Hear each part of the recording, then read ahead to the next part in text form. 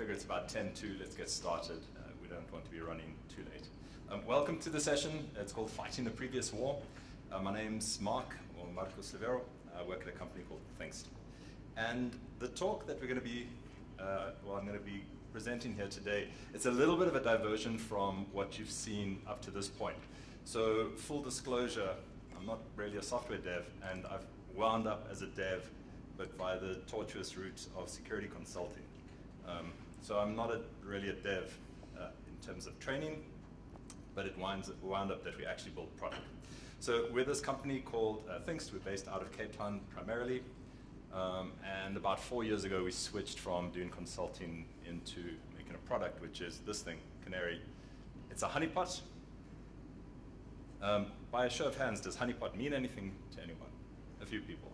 All right. This thing is shifting.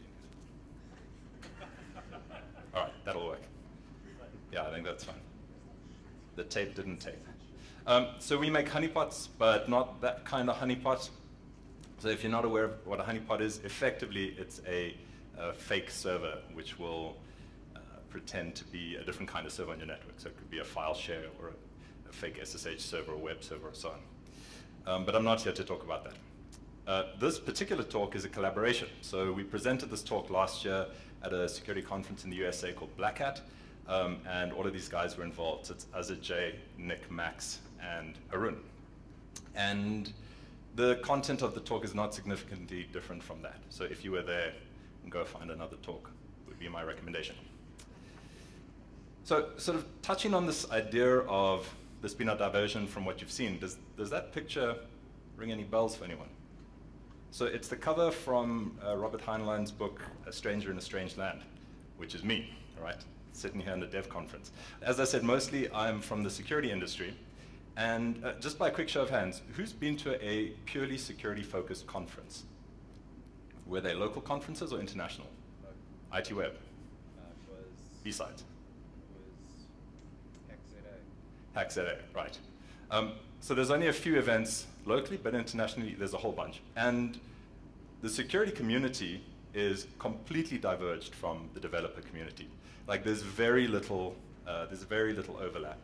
And those security events, if you've been to them, largely consist of people who are doing clever things, but they're mostly insignificant. They actually don't get out of that bubble. And so you've got people hacking stuff, but how they do it and why they do it doesn't permeate outside. And so there's a lot of self-congratulation that goes on, but actually developers are building products elsewhere, and the security folks sit on the side. A colleague of mine had this, so one of the gripes you often hear within the security community is people saying that we don't get enough budget or respect and so on.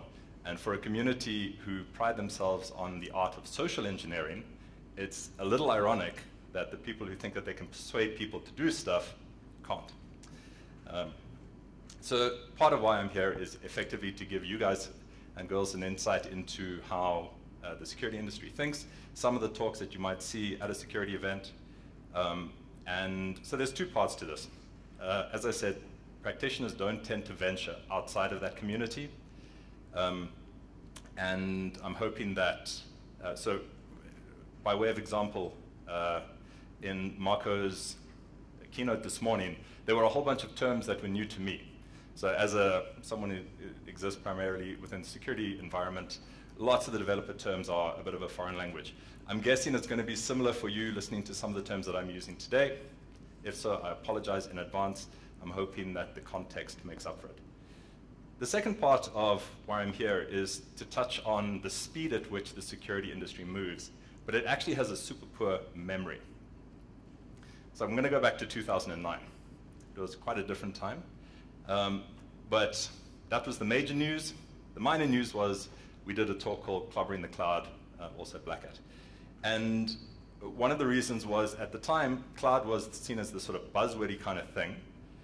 The loud and cloud, at the time, that made more sense. But it was a buzzword, and within the security community, there were lots of people splitting hairs, saying this is nothing new, why do we care? It's the same old, same old. And in 2009, we said, well, we don't think that's the case.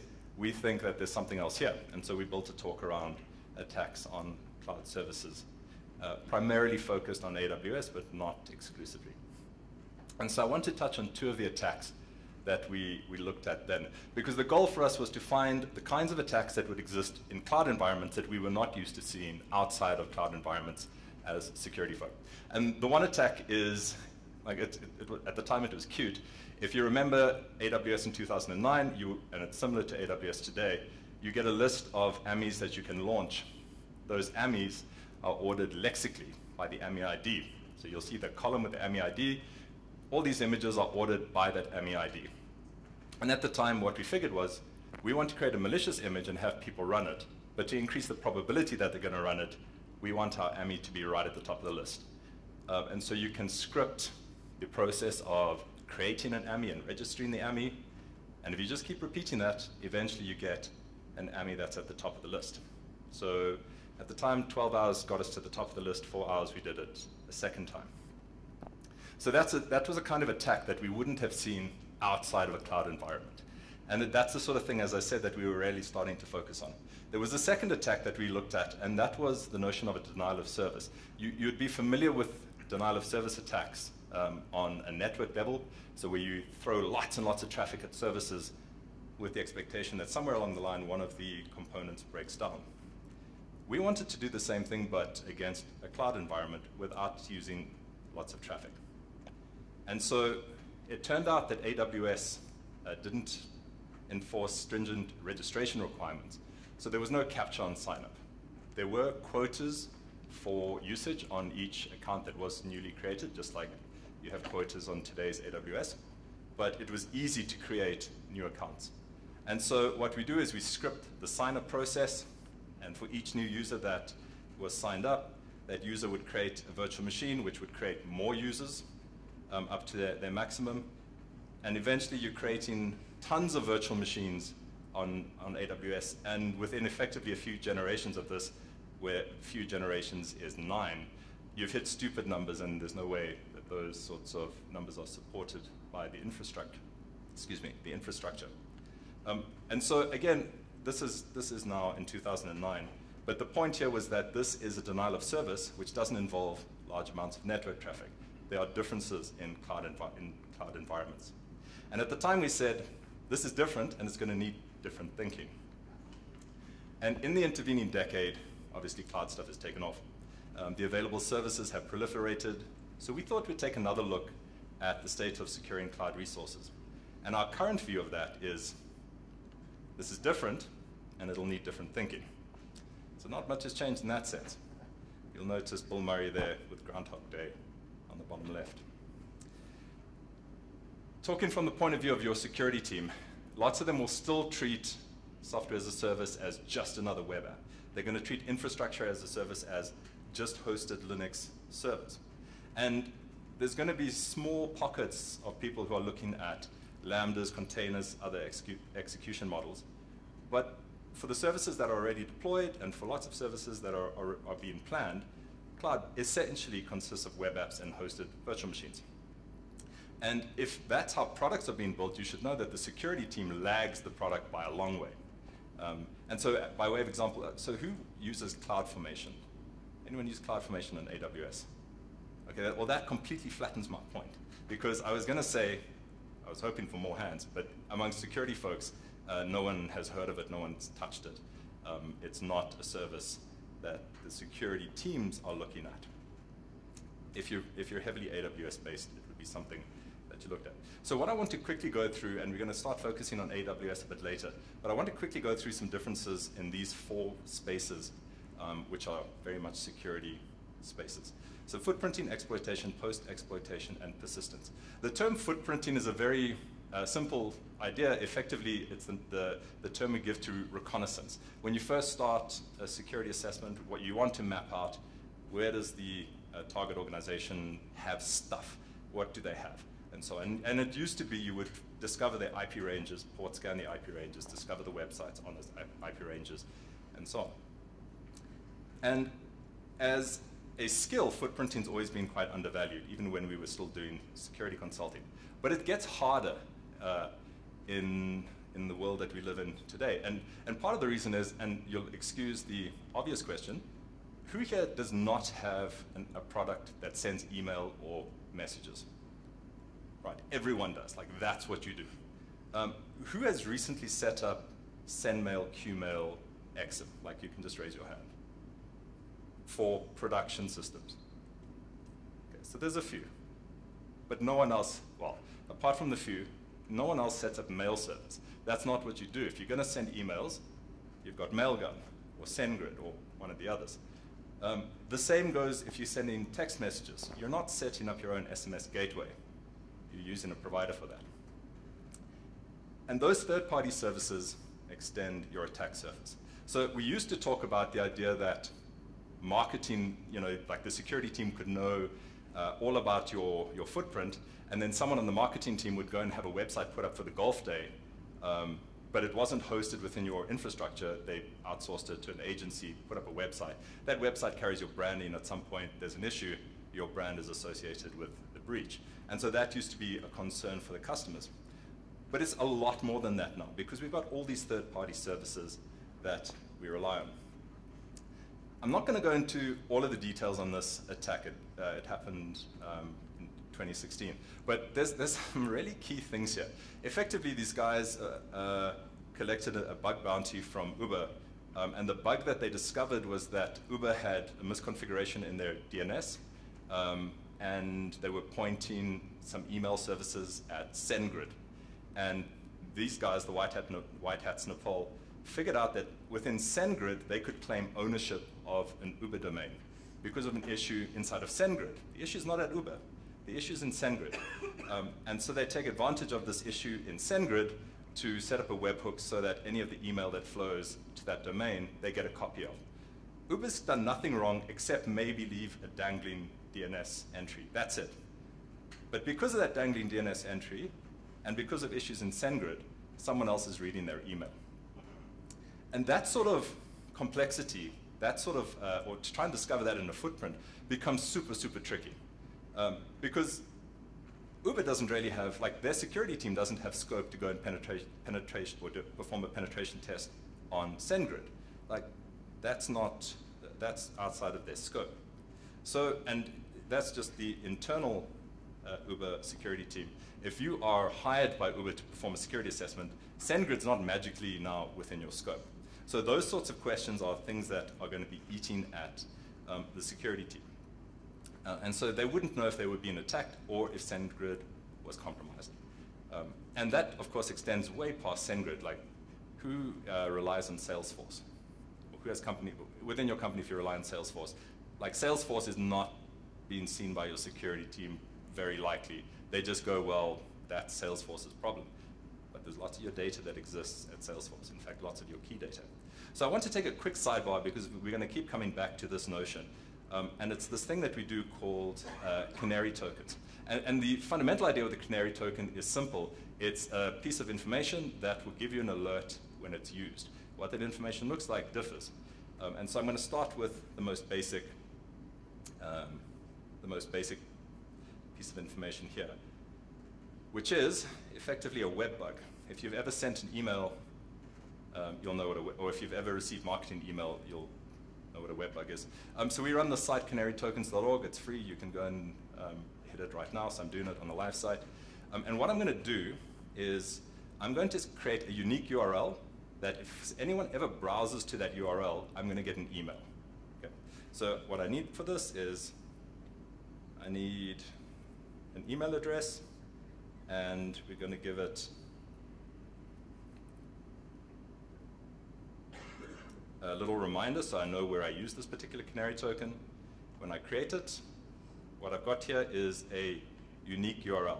And so now what I can do with this URL is I can place this in a few different spots, but I'm just going to give you the basic demonstration now for what happens. So if I place this in a location that I shouldn't expect to find anyone looking, and someone actually at some point browses to that URL, I know the URL has been discovered. Okay, so I've just browsed to the URL, and what we'll see is I get an email. So an email's popped up, your canary token was triggered, and then we give information around it by IP and browser information and so on. But the point here is that I've created a mechanism for detection that doesn't rely on installing software, running hardware, or anything. I'm leaving around a little bit of information that when someone touches it, I get notified. And we do the same thing for, you can create Word documents, PDF documents that'll do the same thing, and so on. But the reason I'm doing this is because we're going to come back to this notion of canary tokens. So this question of how would your security team know if SendGrid or Salesforce was attacked or compromised? Because you're not looking at Salesforce logs. And so you can start to do more interesting things like this. So on Salesforce, for example, you can create panels, arbitrary panels. And one example would be you create a panel where the links in the panel are actually tokens, right? And so internally, and you can drop this on specific users' dashboards, and you just tell them, don't do that, that's a thing.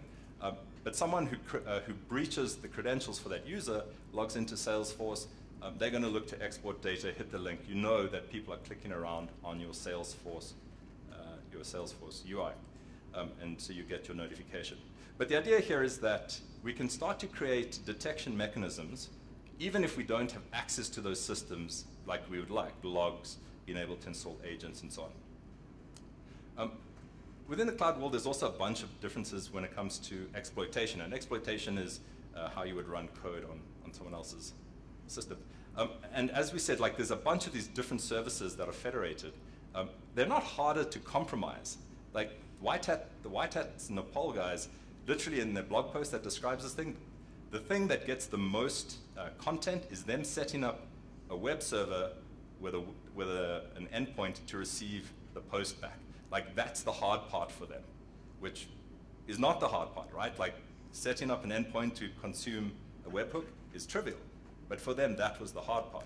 So these things are not hard to find, but it's not hard to exploit them, but they're harder to test. Like, we don't know where they are. And they're not always where you expect, especially with exploitation. And so the one that I'm going to talk about here, I think, is kind of cute. So we see with the advent of Chromebooks, iOS devices, and so on, actually breaking the devices gets tricky, right? Jailbreaks for iOS are $1 million plus. Like, they're expensive. Chromebook jailbreaks are hundreds of thousands of dollars. These things are not, for the most part, they're not public at this point. Those things get traded privately and sold privately. And so those devices are getting harder to break, but the boundaries for the stuff that we care about are getting fuzzier. Actually, what does an attacker care about on your Chromebook? They don't have to run as root. Like, maybe if you're a developer on Chromebook, they want your source code. They don't have to be root for source code. So what we did for this, just as a quick demo, and this was Nick who did this work, does anyone use Atom as an editor? So there's a couple of folks who use it. So Atom, relatively popular. It allows you to install plugins, right? So it's like your mind will already be going there. So what we do is we create a malicious plugin. The Atom plugin ecosystem has got no checks whatsoever. So we create one called the touch type tutor, or touch type teacher rather. And effectively, it'll mess with your typing as you type intentionally, just like so you can work on your touch typing. But what it's also doing behind the scenes is, as you type, it's a keystroke logger, and it's logging all of your strokes to a remote server. So on the left-hand side,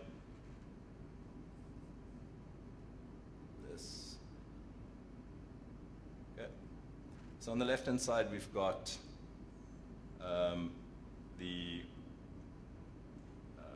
on the left-hand side, the person's typing, and on the right-hand side, we're sending remote commands. We're sending the keys to a remote server. But what's also interesting is we don't just have to send keys, because it's completely not sandbox. That code runs, it's JavaScript, but it runs outside of any notion of a sandbox. So we can also execute commands. You may have seen that we were running commands locally and exporting the data to a remote server. But within Atom, there's no signed code, there's no sandbox, there's no checking of the plugins. And there's been a few cases since we did this stuff of people selling Atom plugins and then implementing malicious code in those plugins for, I think, advert stuff. Like, for example, if you have automated updates turned on for your Atom plugins, Like, you're just shipping code onto your machine from someone else. Like, it's, yeah. So from a security team, that sort of thing is quite scary to think about. And the reason I tie this back to the Chromebooks is you can get Atom to run on a Chromebook. You have to switch it into developer mode, but there are folks who run Atom on Chromebooks. And so this is a plausible way by which someone might attack a developer who works on a Chromebook and says, I'm on a Chromebook, there's secure devices. They're not going after your kernel, they want your code, and your code's in your editor. So these are the sorts of things that we think about. Post-exploitation then becomes, we used to talk about post-exploitation in terms of owning a client and reading their mail, but we've already spoken about white hats Nepal, and you can own this Uber through SendGrid, and you are going to be reading their mail there. And so again, the question becomes, how would you know if that's happening? I've already spoken about canary tokens for mail, or canary tokens. So one option is you can drop canary tokens in your mailbox at some point. And if someone goes, so you basically set up a lure email. If someone hits that URL, you know someone's going through your mail. But lots of people aren't using mail at this point. You're using group chat facilities like Slack or HipChat or so on. And so the question which this particularly useful Twitter account posted was, as a tabletop scenario, how would you know if your Slack or HipChat had been breached? Someone had stolen credentials for your Slack or HipChat. Like, the honest answer is you don't, and they don't provide you with detection mechanisms. It's a kind of a trite answer, but you can go back into your history and edit URLs that would point to canary tokens. So you can make it look like a password file. And if someone breaches your Slack and is searching for passwords in the history, they're going to see the URL, hit the URL, and you'll know someone is going back through the history. And there you would get that token. Then the last one, and I'm going to talk about this quite quickly, but when you talk about persistence, it's the idea of an attacker who's breached a target, but they want to hang around. They don't just want to grab something and run. And we used to talk about persistence in terms of rootkits, and usually it would be a kernel rootkit. But at this point, like in the era of cloud services, we need to be thinking quite differently. And so if it's Gmail, it may be that you're adding forward rules, right? So that's persistence. Every time an email arrives, it also gets forwarded somewhere else. So even if they lose access to the credentials, they're still seeing all the mail. And my colleague Harun was happy because it meant that self-XSS becomes a thing. And there's a little bit of a backstory here, but self-XSS is where you find an XSS vulnerability, a cross-site scripting vulnerability in an application, and that vulnerability is only accessible to the user who put the XSS there, right? So you can't send it to other users on the site. You can just put it in some field on the site, and you're the only one who ever sees it. And at the time, so when we did this in 2009, we found XSS on MobileMe, and the reason, basically, if you named your iPhone with an XSS string, then Apple didn't filter it, and so it came through on MobileMe, which was former iCloud. But that, for an attacker, becomes a mechanism by which they can achieve persistence. So self-XSS, NAMI, is a way that you can compromise the application for the user. And it is the attacker acting on behalf of the user who places the malicious payload there. The regular user, when they use their credentials, comes back. They're not malicious, but they're getting XSS'd. So the attacker can maintain persistence that way. But I really want to talk about Amazon. That's why we're here. Amazon is the gorilla in the room. And Amazon has had attention from some security researchers, but we think not enough by far. The reason we talk Amazon is because we make use of Amazon significantly for running our product. Like, we wouldn't run our product without Amazon. And our talk in 2009 was fun, but Amazon certainly has moved on, even if the security thinking hasn't. So this is Amazon's reference architecture for deploying WordPress at AWS. All right, so like, you think of WordPress as simple, like that's the reference architecture. And it touches 9 different services inside of AWS. Amazon's got over 100 different services. One of those services is Active Directory. If you've operated Active Directory, you'll know that it's almost impossible to secure Active Directory. That's one of over 100 services at Amazon. So I love this particular sequence of slides. The average Linux C library, that libc, exports about 800 functions, which seems like a lot. When we did the talk, Amazon was exporting 3,100 functions in the API, right? So that's Linux, well, the C library anyway. That's the Amazon API. And so in preparation for this, that was 2017, I went looking to do those counts again. And in the 9 months since we did the talk, there's been almost another 1,000 APIs added. So the speed at which Amazon is changing is just nuts. Another comparison, like if you look at the permissions model on Windows and Linux, like those permissions, maybe if you're talking SE Linux, get into the tens to the low hundreds. Amazon is over 3,000 actions that you can set permissions on. So it's just, it's an order of magnitude different. And it's a fully fledged computer in its own right. It is this fantastic beast, so it does need a fresh look. So I'm going to talk about 6 phases an attacker would, or as an attacker, the 6 phases we would care about with AWS. And we've already spoken about some of these. There's an Australian guy called Daniel Jalak. He's the other person who's also been involved in this sort of work.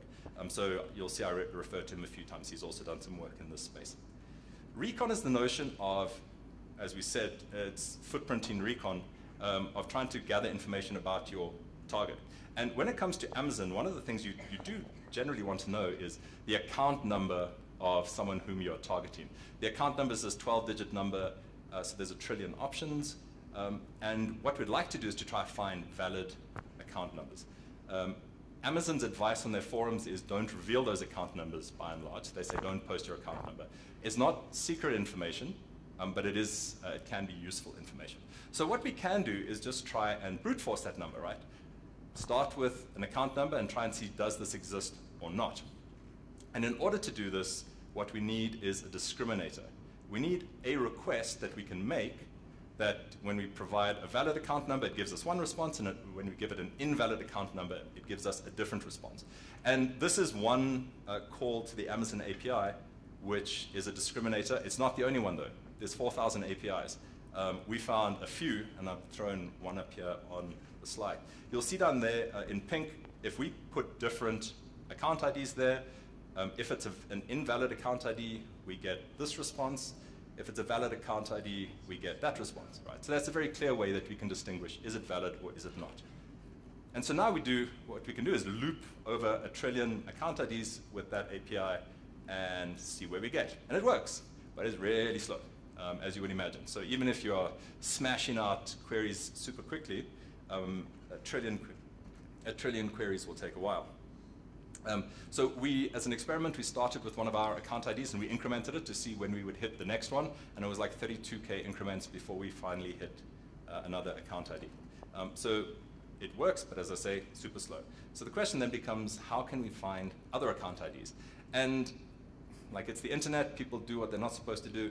On the Amazon forums, you'll find people post their account IDs. They're committed in GitHub repos, they're on Stack Overflow posts, they're in paste bins. They're even in talks on AWS security.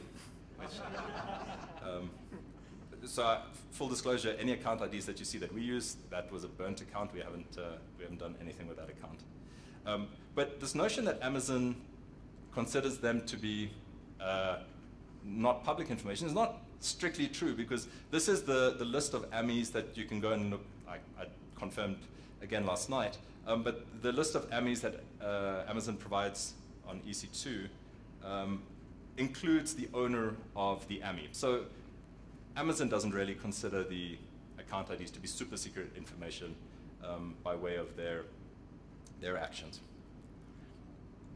Then the last way that we can start to find out about account IDs is actually quite an interesting one for me, because it allows us to start to target specific people. And what we can do with S3 buckets. Who uses S3 buckets? A few folks. S3 is a storage service. You upload stuff to Amazon, you can download it at a later stage.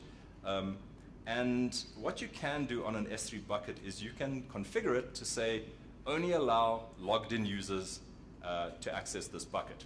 And you can also enable login on the bucket. So we configure an S3 bucket, we log all access to the bucket, and then we say only allow logged in users to access the bucket.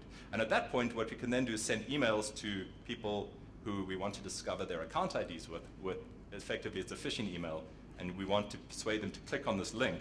And so you'll construct your lure, you'll send this to a bunch of people, you can give them each a unique URL in the S3 bucket.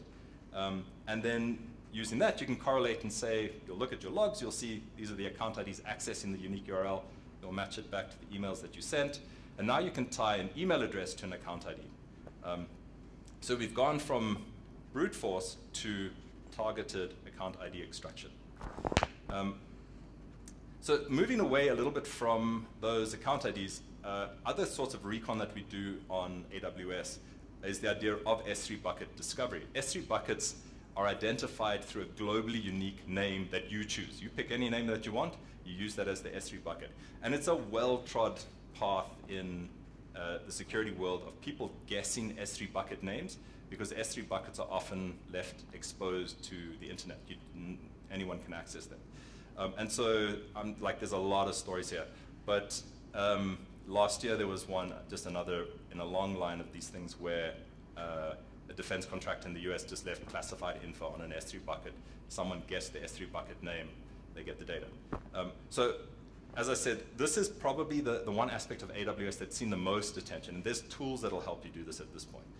Amazon itself will alert you if your S3 bucket is exposed. But the reason I'm talking about S3 bucket, I want to just plant the seed there of the idea of enumeration, of guessing S3 bucket names. Like if you guessed, like we run Canary, if you guessed Canary Tools as a bucket name, or maybe Canary Tools _dev, or Canary Tools _backup, or Canary Tools -backup, that sort of thing. That's all the brute force is. We're trying to enumerate these S3 buckets.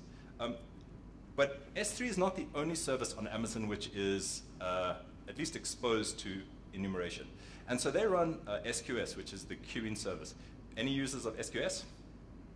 One.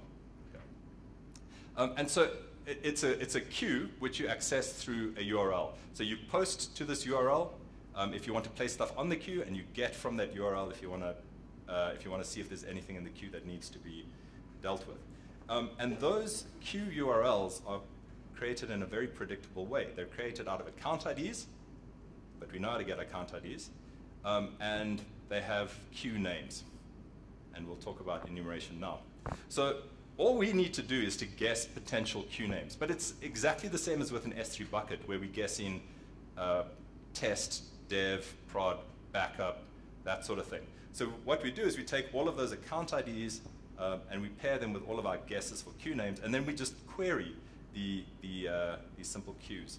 I should note that those queues by default are not exposed to everybody, but it is possible to enable them. So this is a low probability attack for us. So we went looking for them, and it turns out there are people who expose their queues to the world. And effectively, again, as I said, we have to guess the account ID, but we know how to do that. It's the part that's blacked out in the middle. And then we also guessed, in this instance, test queue. But just like with account IDs, you'll also find people posting their queue URLs on forums and Amazon forums and Stack Overflow and so on. But in truth, it's not actually that noteworthy. So we did a lot of work here, and effectively what we verified is there's not a lot of open queues. So this is a bit of a negative result, which is often useful to talk about. So I'm going to talk a bit now about compromise.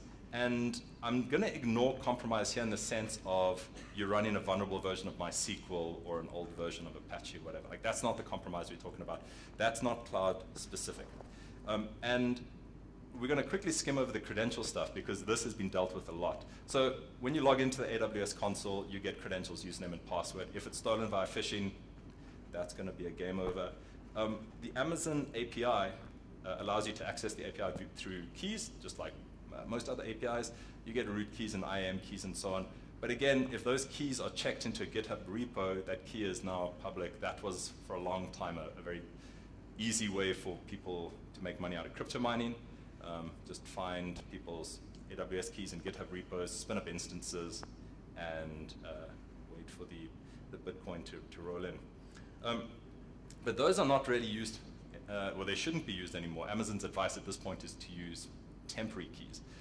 And temporary keys are no different from any other AWS key, except it's only valid for a time that you configure. So it could be 2 hours or 4 hours or so on. And the idea here is that when your application needs keys, it requests from a special service. Otherwise, it won't ask for keys, and those keys never have to get checked into your repo. But those keys are not special in any way apart from the expiry. So if they get stolen, they can still be used before they are expired. So for an attacker, the attacker wants to find a mechanism by which they can keep coming back and asking for more keys, which we're going to touch on just now. And so this takes us to inter-account sharing. And so what we can do here for compromise is the idea is we can inject resources into other people's accounts. And specifically the resources here are AMIs or virtual machines and volume snapshots or virtual disks, if that helps. So you can take an AMI, you can modify its permissions and say, this is an AMI that I created, it's a malicious AMI, and I can share it with a bunch of other account numbers, which we gathered in our previous steps. And so this then shows up in someone else's account. But the way that AWS is constructed, the receiver of this, the account that I've targeted, they don't know that this has appeared. They don't get an email or a notification. And they also have no way to remove it from this list. So I can inject an AMI into someone else's list, and it will stay there forever until I, as the attacker, remove the AMI from being shared. And the same thing is possible with volume snapshots. But then let's assume that we have compromised some credentials or a key or so on. The thing there for an attacker is, what can I do with this key? There's 4,000 APIs. That key could be limited only to some of those APIs. And so there is an API which says, what are my permissions? And so if you've got access to that API, you can perform the query and move on. But generally, you don't have access to that API. But it's not hard to brute force your permissions. So you can take all 4,000 of those APIs, and there's a little bit of hackery involved to get it just right. But you can try and call every method with the key and see, does it work, does it not work? So just the idea of not having access to the IAM subgroup or the IAM actions doesn't mean that an attacker can't figure out what they're not allowed to do. So here what you'll see is we run the script with some credentials that we've stolen, and it's now trying a whole bunch of those APIs and seeing, can we do it, can we not? And from this, we'll easily infer what that key is able to do. This is kind of interesting for me just because it points to how decentralized Amazon's development appears to be.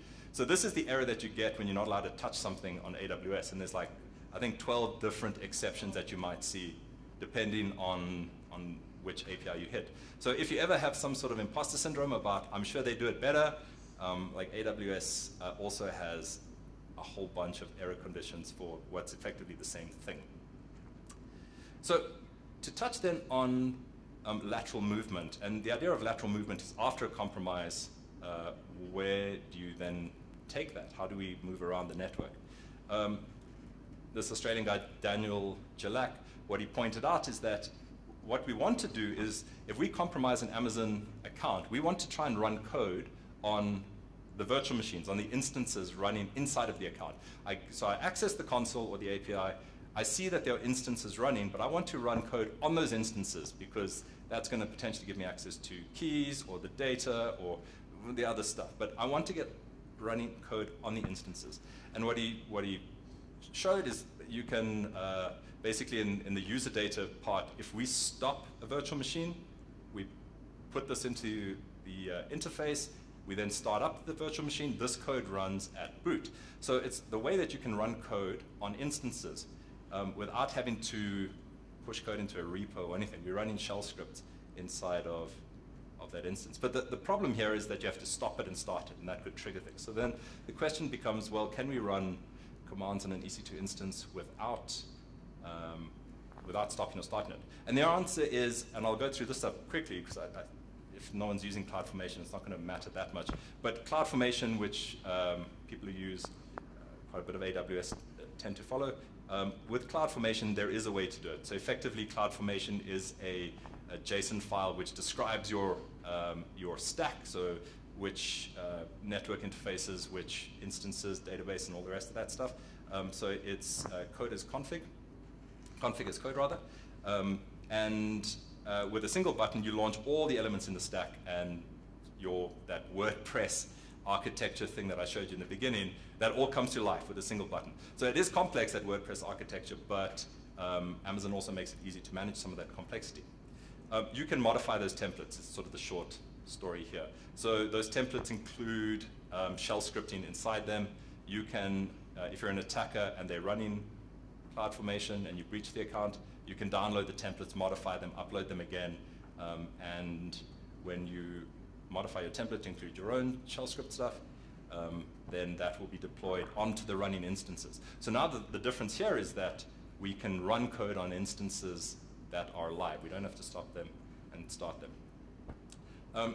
So there's more to CloudFormation, but as I said, since you're, I'm going to skip the Facebook one. SSM, or the simple system management, is similar to CloudFormation. The only, well, the major difference here is that you can install SSM. It's an agent that runs on the virtual machines. You can install SSM on virtual machines or servers that run outside of AWS.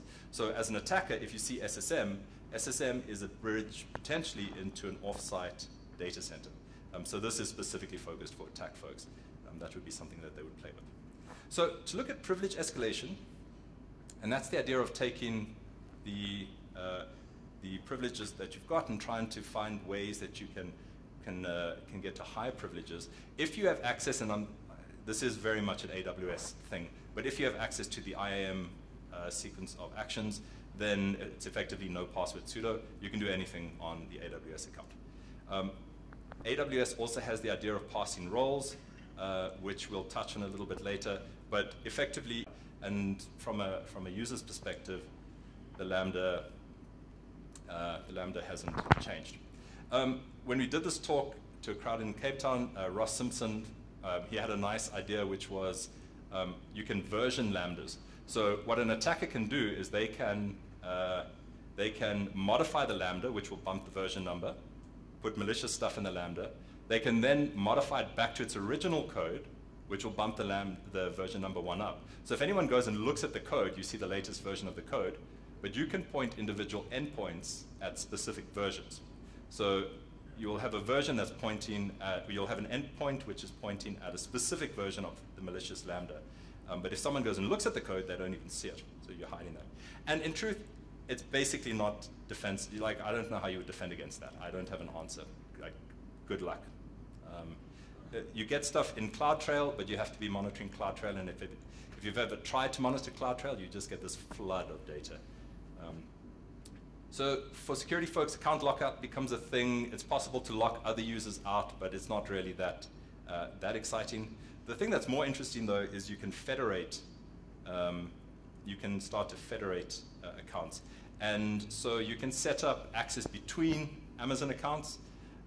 Those sorts of, and effectively what we do here is I breach an account, and for the account that I breached, I can set up a relationship between that victim and the attacker's own account, and allow the attacker to come in through federation, not through even keys. And so, but the federation stuff is slightly old. Like, you could either create new roles, you could reuse an existing role for this, but and the interface at Amazon was not particularly friendly for trying to figure out those federation rules. But I'm sort of skipping through that because organizations is the more useful and more recent one here. And within organizations, effectively you can set up parent accounts, sub-accounts, and you can start to partition what each of those sub-accounts can do. And so this is new as of last year. And so here what we've got are a whole bunch of sub-accounts created in our primary account. But Amazon has an interesting thing here because they say that you can't disconnect a sub-account from the primary account unless there's billing information set up in the sub-account. So if I'm an attacker, I compromise an account, I use organizations, and I create a sub-account of that. I can then cut the link between those two in terms of permissions. So the parent account is not allowed to touch anything in the sub-account. But the billing rules still stay in effect. So anything that happens in the sub-account gets charged to the parent. So now, as if that is your AWS account, you get this error if you try and remove it. You're not allowed to remove it because you haven't set up payment stuff. And so at that point, you're going to have to get AWS support involved. And then the last one we'll talk about is login disruption. So there has been some previous work here. But effectively, Amazon go to some lengths to try and protect the logs. So the logs get signed and hashed and so on. And the idea here is that maybe you can't, or you should be able to detect when your logs have been changed. And the way that they do that is all the log files, as they get written out, they create digest files. Those digest files get chained one file to another. And so those files keep getting chained. And so if you perform validation, you start with the digest on the right, you basically check all their hashes, go to the next one, check all the hashes, and so on. And so this is quite effective at performing validation of logs. So we wanted to figure out, is there a way that we can modify a log and not have AWS throw any errors? And it turns out we can. So what we do here is we change these log files. So after they get written, we change the log files. So that means that the log files and the digest files are no longer in sync. But at this point, what we'll do is we'll call update trail, which modifies the login setup, and we disable validation. What the effect of that is that when the next digest file gets written, it doesn't have a back pointer to another digest file. Amazon treats that as a completely new chain. And so we build our new chain there, and then we can remove those digest files, the other ones. And so now what happens is if someone runs log validation, the logs validate fine. You don't see any errors in the validation. Okay. So the idea of shifting foundations is basically if you build on AWS, things can change under your feet, and we saw that with organizations. So organizations wasn't there on one day, it was there the next day, and it introduced additional risk. So we see this also with there's certain aspects that relate here to policies. So the question is it all gloomy and hopeless? I don't have a lot of answers, but we do think that people who are focused on this can figure stuff out. So we looked at canary tokens. We think that's super useful for a bunch of these things. There's a whole bunch of stuff that we didn't touch. These are the services that we did touch on AWS. These are all the ones we didn't. So there's lots of other targets there. But we think, as I said, that smart people looking at this stuff can eventually figure some of it out. So the Slack example is a clear one. We've got ways that we can detect stuff happening in Google Docs, for example. So the summary here is clearly, despite doing this for lots of years, we're horrible at time management. I do apologize for that. Lots of the stuff is focused on security teams, but potentially this gives you some insight, some taste for what happens at other sorts of events, but also the kind of things that keep security folks up at night. All right. Well, you're welcome to come speak to me. I suspect the time for questions is over. At the front, there are some spinners, so walk past and grab one. There's a book, so I prefer the chaos kind of stuff, so whoever gets the book first gets the book. It's all yours. But otherwise, grab a spinner, or if you have any questions, come speak to me. Thanks.